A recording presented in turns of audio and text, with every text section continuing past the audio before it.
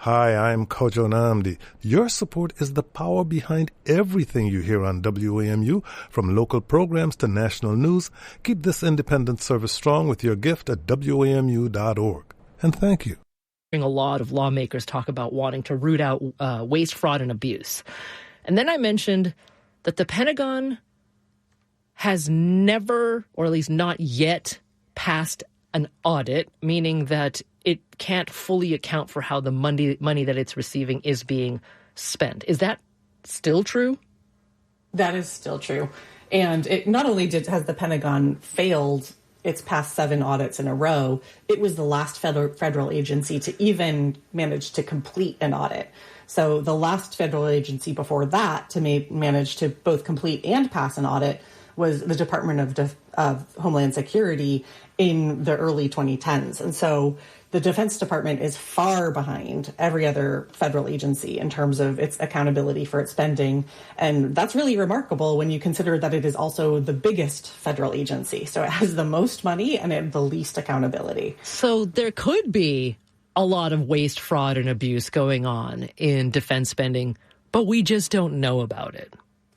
We don't know about all of it. We definitely know about some of it. Okay. There have been plenty of investigations into price gouging by contractors, where the Pentagon is paying far more for parts than they should be. One big example that I like to give is there's a particular part that both NASA and the Pentagon buy, and the Pentagon was paying hundreds of times for the same part from the same contractor what NASA was paying. And that's really just because the contractors know they can get away with it. They know they can charge that. They know the Pentagon budget can accommodate that. And there's just zero accountability from Congress for that type of waste. But, you know, the thing about an audit is that it can tell you where the money is going. And the fact that the Pentagon has never passed an audit is unconscionable. But the audit itself can't tell you whether the thing that is being paid for is justifiable itself.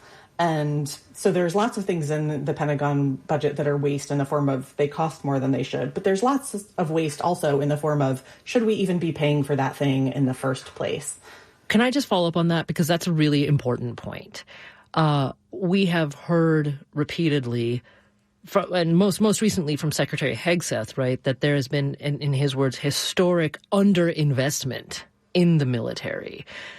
Now, I think that there is an argument to be made in favor of that because I'm just thinking back to, this is my favorite example just because it's so tragic, of, you know, soldiers in the Iraq War who had to jerry-rig armor around their Humvees because they weren't receiving appropriately, armored vehicles.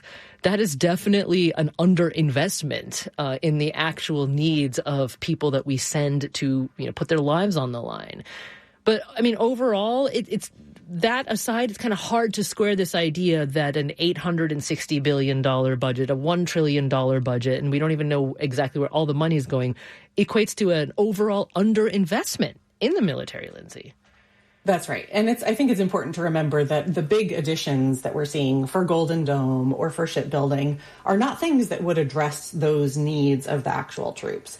So that's important. I think it's also important to remember that while those troops in Iraq didn't have what they needed to protect themselves, it was also a larger failure of the Pentagon in going to war in Iraq in the first place and allowing that decision to happen.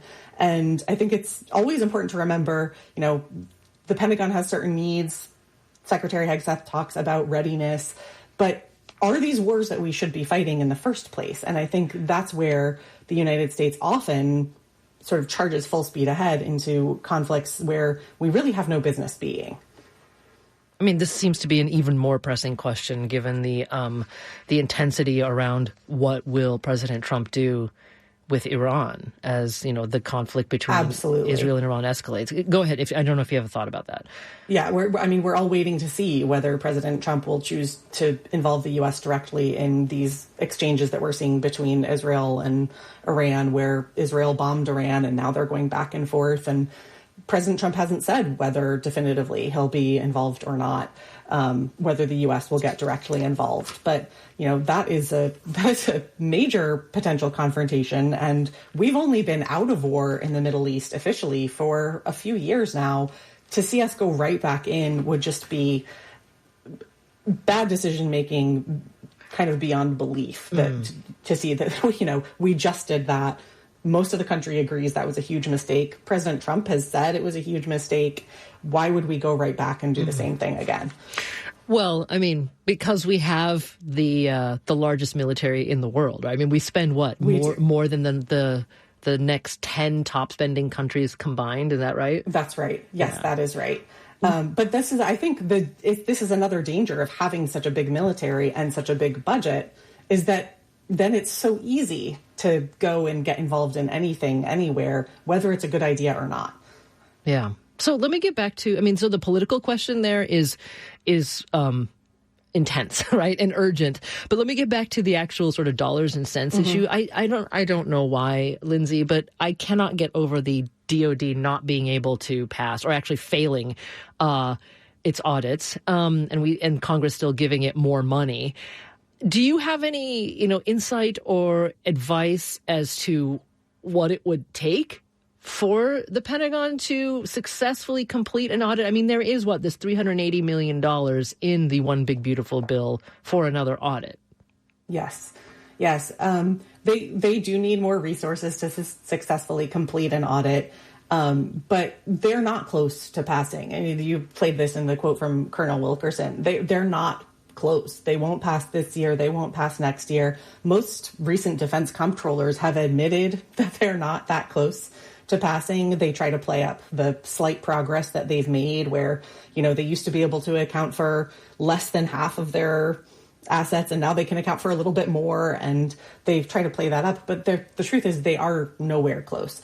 There have been proposals from Congress, from members of Congress, none that have passed, to do things like freeze the Pentagon budget until they pass an audit, or even make small cuts to the Pentagon budget to parts that don't involve the troops directly, small cuts until the Pentagon manages to pass an audit to try to introduce some accountability. But as I said, those have not passed. Now, Lindsay, a little earlier, you had talked about the fact that one of the reasons why the Pentagon budget continues to grow, or actually, let me say more importantly, why Congress appropriates more to the Pentagon than the military itself even asks for, is because, look, in every state, in almost every congressional district, there are some jobs that are related to defense spending. So, whether we like it or not, I can kind of understand the political expediency in protecting those jobs. So we actually asked Colonel Wilkerson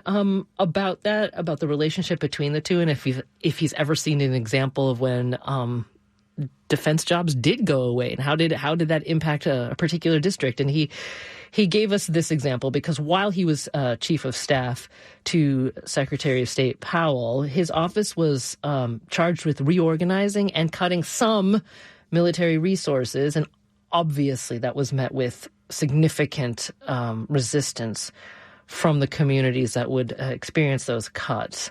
And yet he gave us this example of how, at least in one place, those fears proved unfounded. One guy called from Pier 4 in Newport, Rhode Island. He had been adamant, if you shut this pier down, Newport will go to hell. It will go to hell. We get so much money. It'll go to hell. 7 years later, we checked in with him. We were out of office at that time, but we checked in with him, and he said, best decision I ever made. We had $4 billion worth of civilian commerce fall in on that space. You were generating maybe 200 million. And you were also creating all kinds of problems in the bars when your sailors came in and got drunk and broke everything up, And the same with the 7th Division in Monterey, California. 4 or 5 years later, we've been told, oh, man, that's the best thing you ever did. We love it. We love it without those people here. Okay, so that's retired Colonel Larry Wilkerson with at least one example there. Lindsay, I have to ask you, underlying all of this is not just a political, but, strongly emotional unwillingness to reduce the size of the U.S. military, right? Because the first message we get is don't hurt the troops. But last time we had you on the show, 4 years ago, you had done an analysis then that found that, okay, this was 4 years ago, and I think you found that some $300 billion